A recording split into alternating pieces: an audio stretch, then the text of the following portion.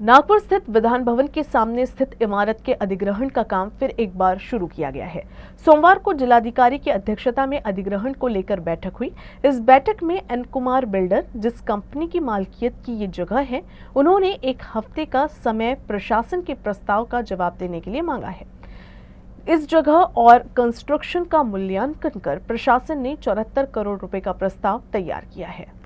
नागपुर में स्थित विधान भवन के विस्तारीकरण का प्रोजेक्ट इन दिनों शुरू है, जिसके तहत कई ज़मीनों का अधिग्रहण किया जा रहा है। एक पेच फंसा हुआ है विधान भवन के गेट के ठीक सामने, जो एक निजी बिल्डर की ज़मीन है, इमारत है, उसके अधिग्रहण का। बीते दिनों जो विधान परिषद के सभापति हैं, उन्होंने इस पूरे प्रोजेक्ट को लेकर एक बैठक ली और निर्देश दिया कि उस जगह का, उस ज़मीन का जल्द से जल्द एक्विजिशन किया जाना चाहिए। इसी पर अधिक बातचीत करने के लिए हमारे साथ मौजूद हैं एसडीएम नागपुर सुरेश बगले। सर ये बताइए कि किस तरीके से पहल हुई है। लंबे समय से प्रशासन प्रयास कर रहा है कि वो जगह, इमारत अधीन हो जाए, लेकिन हो नहीं पा रही है। आज आपने फिर मीटिंग ली। नहीं, अपना विधानमंडल जो है, नागपुर विधानमंडल, उसके सामने जो बिल्डिंग है वो एक एन कुमार इनकी वो बिल्डिंग है। तो उसका डायरेक्ट परचेसिंग का, यानी ठेठ खरीदी का एक प्रपोज़ल हमारे पास में है। तो वो प्रपोज़ल के हिसाब से हमने उसका वैल्यूएशन निकाला है और रेडी रेकनर के हिसाब से उसका लैंड का वैल्यूएशन निकला है। और उसके ऊपर जो बिल्डिंग है, उसका कंस्ट्रक्शन जो है वो पीडब्ल्यूडी विभाग की तरफ से उसका कंस्ट्रक्शन कॉस्ट जो है, वैल्यू है, वो निकाला है। और उसमें हमने उनको नोटिस दिया है, हमने उसके प्रोसेस कंप्लीट किए है।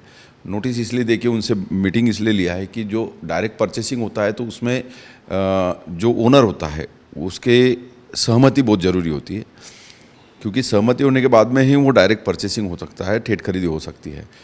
तो वो एक प्रपोजल है। लास्ट टाइम माननीय सभापति महोदय ने जो मीटिंग लिया था, तो उनके निर्देश के हिसाब से आज हमने माननीय जिलाधिकारी महोदय के अध्यक्षता में उसकी बैठक ली। उससे रिलेटेड सभी डिपार्टमेंट को बुलाया था। पीडब्ल्यूडी डिपार्टमेंट था, उसके बाद में रेडी रेकनर वाले थे, उसके बाद में सर्वेयर था, वो सभी को हमने बुलाया था। और जो बिल्डिंग ओनर है उनको हमने बुलाया था, उनके तरफ से वो सभी लोग थे। तो हमने उनको आज सब बताया कि उनका वैल्यूएशन कितना आता है, उनको ये टोटल कॉस्ट कितनी दी जाती है। तो जो निर्देश थे कि एक मीटिंग उनसे हो और उनकी सहमति लिया जाए। तो आज वो मीटिंग हुई है और उन्होंने एक 1 वीक का, एक हफ्ते का हमको समय मांगा है कि हम 1 हफ्ते में आपको उसके बारे में डिटेल देते हैं करके। कितने का प्रपोजल गवर्नमेंट ने निकाला है, कितना वैल्यूएशन हुआ है? और बीच में जो बात कही जा रही थी कि जो एन कुमार हैं, जो बिल्डर हैं, N Kumar hotels private limited की वो जगह है, वो बाज़ार मूल्य के हिसाब से जो है वो उसका मुआवजा चाहते हैं।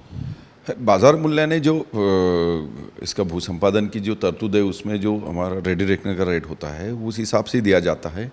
और ठेठ खरीदी में उसमें जो वैल्यूएशन है, उसका लैंड का वैल्यूएशन, उनका टोटल एरिया का, और जो रेडी रेकनर का रेट है उसके हिसाब से उसका निकलता है। उसको 100% सॉल्यूशन भी दिया जाता है, उसके बाद में कंस्ट्रक्शन कॉस्ट का भी दिया जाता है। और ठेठ खरीदी होती है, डायरेक्ट परचेस होता है, इसलिए 25% एक्स्ट्रा भी दिया जाता है। ऐसा उनको हमने कॉस्ट निकाल के दी है। तो हमने उनके सामने प्रपोजल रखा है कि यह है, अब उनकी सहमति उसमें मिल जाए तो वो कार्रवाई हो जाएगी। अगर सहमति नहीं मिलती है तो क्या होगा? क्योंकि विधान भवन का जिस तरीके से विस्तारीकरण किया जाना है, उसके लिए वो जगह बहुत ज़्यादा ज़रूरी है और सुरक्षा के लिहाज से भी और भी कई जो चीज़ें हैं वो जुड़ी हुई हैं। नहीं, अभी तो उन्होंने 1 वीक मांगा है, तो हमने उनको दिया है 1 हफ्ते का समय दिया है। वो 1 हफ्ते के समय में वो क्या कहते हैं वो देखेंगे। उसके बाद में फिर माननीय जिलाधिकारी महोदय के जो निर्देश रहेंगे उस हिसाब से हम उस पर कार्रवाई करेंगे।